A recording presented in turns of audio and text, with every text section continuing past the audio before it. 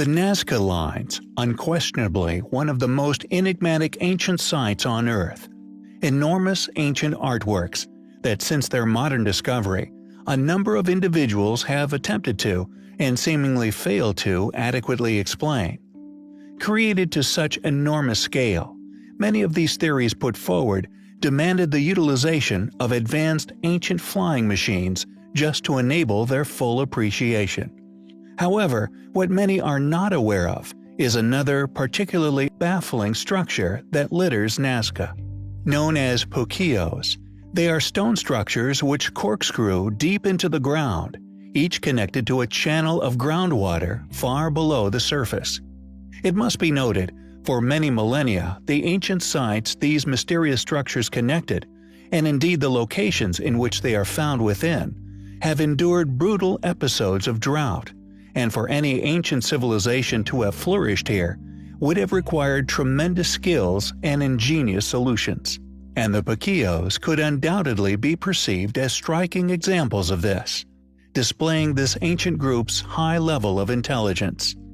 Not only that, but we feel strong indication of a civilization who had drastically more capability and technology at their disposal than that of the Incas. And although modern academia attempt to discreetly shrug off such astonishing works of ancient genius with the simple term pre-Incan, we believe that these pre-Incans they speak of were once part of a civilization far in advance of anything funded individuals will ever willingly admit to. As explained by Rosa Lapinara of the Institute of Methodologies for Environmental Analysis, satellite imagery has discovered a remarkable past function to these once mysterious spiral holes.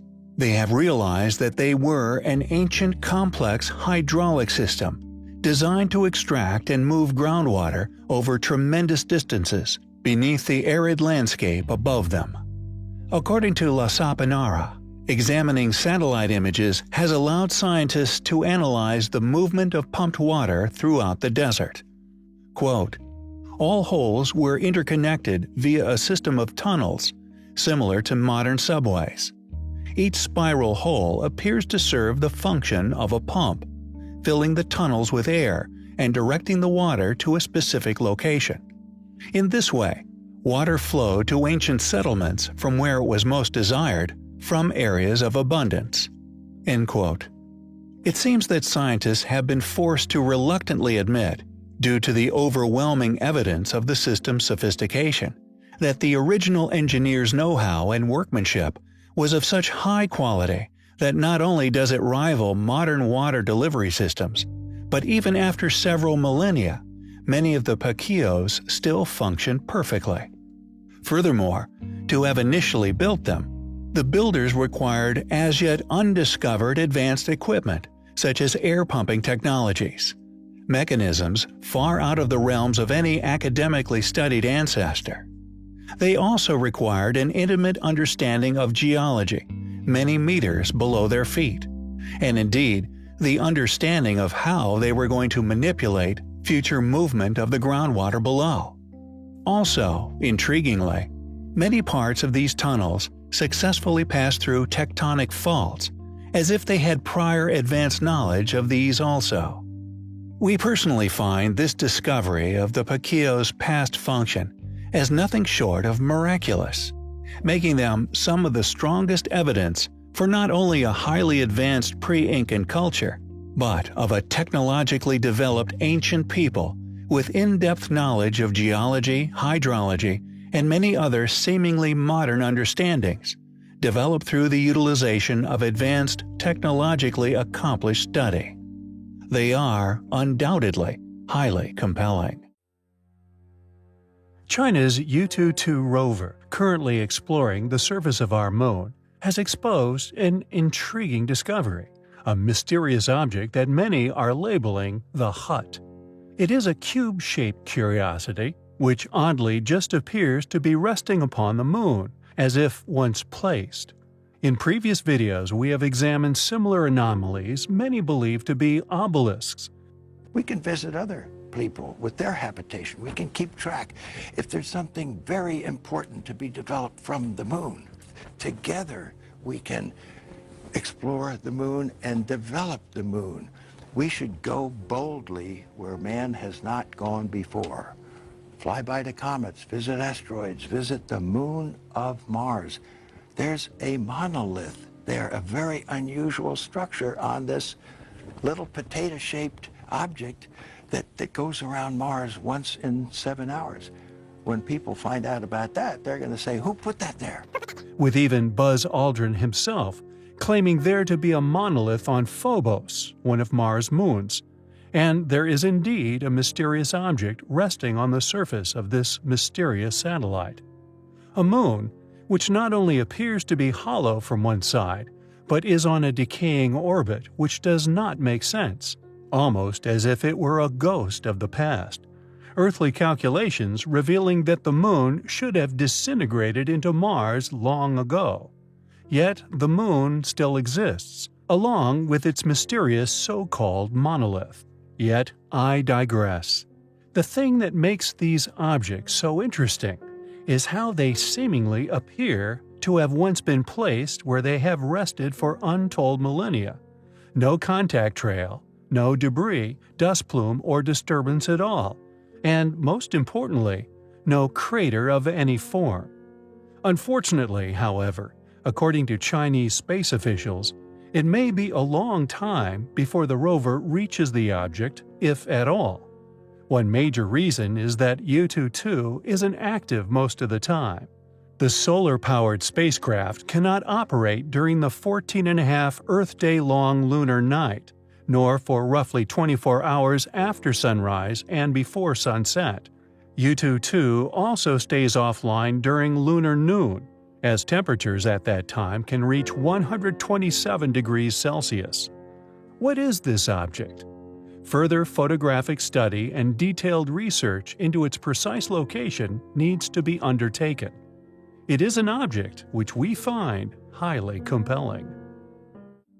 There are many unexplainable ruins upon our planet, whose age, or indeed true origins, are still an enigma to be unraveled. However, we feel that thanks to ours and many others' astute and devoted research, we do now have a very thorough understanding of past lost civilizations' capabilities. In some areas, there is undoubtedly more than one advanced ancient phase of building work. For instance, we feel that the ancient pyramids of Giza, ancient relics photographed from almost every angle, now, thanks to alternative research and in-depth scientific investigations, shows clear indication of at least 3 phases. These 3 phases are also possibly evident at many other ancient sites, in particular Peru. What's important regarding these phases is that although they have undoubtedly been accomplished at vastly different times in history, they are all incredibly advanced. In fact, they are far more advanced than any ancestral attempts to recreate them, which can be found throughout our own thoroughly academically documented history. This throws up some controversial implications. For example, did this ancient civilization, just like ours, develop to a point where they were capable of space travel? Or perhaps, a more interesting posit, were these most sophisticated and indeed ancient ruins left by a civilization who actually traveled here from another planet to begin with? Perhaps Mars? Since its discovery, Mars has been the subject of countless theories regarding the possibility of past life having once flourished upon its surface. There are even those who have proposed and relentlessly searched for an ancient advanced human civilization having once inhabited its red landscape. We have indeed shared a number of Martian theories, supported by compelling physical evidences from its surface, including the mystifying cleaning events which have been experienced by each rover while still able to move on the planet. Although many of the most compelling, possibly ancient artifacts found upon the Martian surface have indeed been covered by numerous sleuths, we feel the following objects' possible identity may have been overlooked. pictured within a NASA image known as Sol 746, presumably taken on the 746th day. It shows a perfect sphere resting in the red dust. Although noticed, its puzzling characteristics, surprisingly, have yet to be linked with one of the most recognizable UFO shapes of the modern age, the metallic sphere.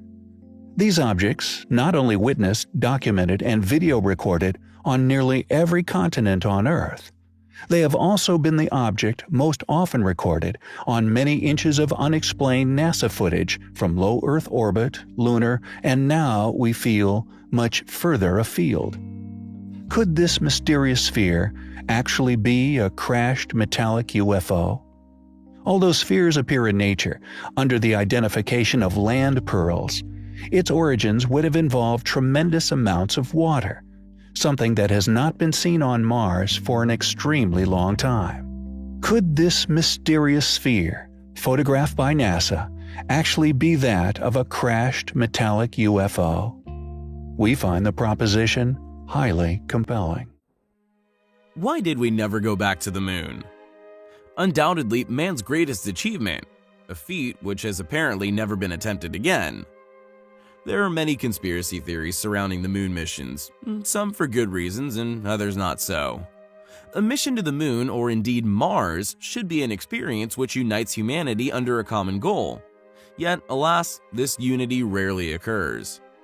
It is a well-known fact that knowledge is power, yet unfortunately this fact can often breed deceit and deception. For it is believed by some that knowledge only makes one powerful when it is concealed from another, regardless of whether this always be accurate within reality. Because of this system of accumulating and protecting power, space-going nations have gone to tremendous efforts to conceal things from the public, and indeed each other.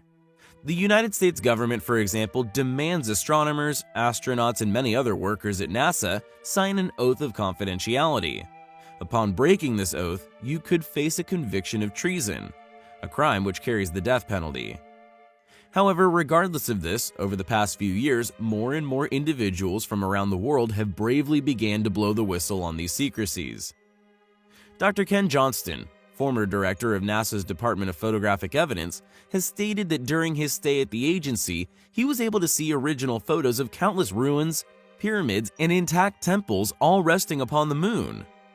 Not only are there now a number of independent testimonies made by numerous figures from within these space agencies and the accompanying programs, confessing to the concealment of ancient ruins on the moon's surface, but we also have compelling physical evidence of such structures, including photographs released by NASA themselves. One was snapped by the Apollo 17 astronauts in 1972. Subsequently uploaded to the official NASA website, it was originally labeled as overexposed. However, as technology has evolved and computer software has become more inept at refining images, it has revealed something amazing. Along with apparent pyramidal structure, clearly seen within this image, some investigators have also highlighted a possible monolith in the foreground. Was Space Odyssey trying to tell us something? Predictably, many people have come forward attempting to discredit this discovery. Yet, fortunately for us, in the December of 2008, the Hubble Space Telescope took some extremely intriguing images of its own. Images which seem to corroborate the once overexposed Apollo photo. Do these images actually show ancient ruins upon the surface of the moon? If this is the case, how did they get there? Or more importantly, who could have built them? Are these relics proof of an ancient space-going civilization? Or maybe extraterrestrial activity? Regardless of how they got there, we find their existence highly compelling and could be perceived as a possible motive for turning the space programs into black projects. Maybe we did go back to the moon. It's just most were never told about it. After all, knowledge is power. Thanks for watching, guys, and until next time, take care.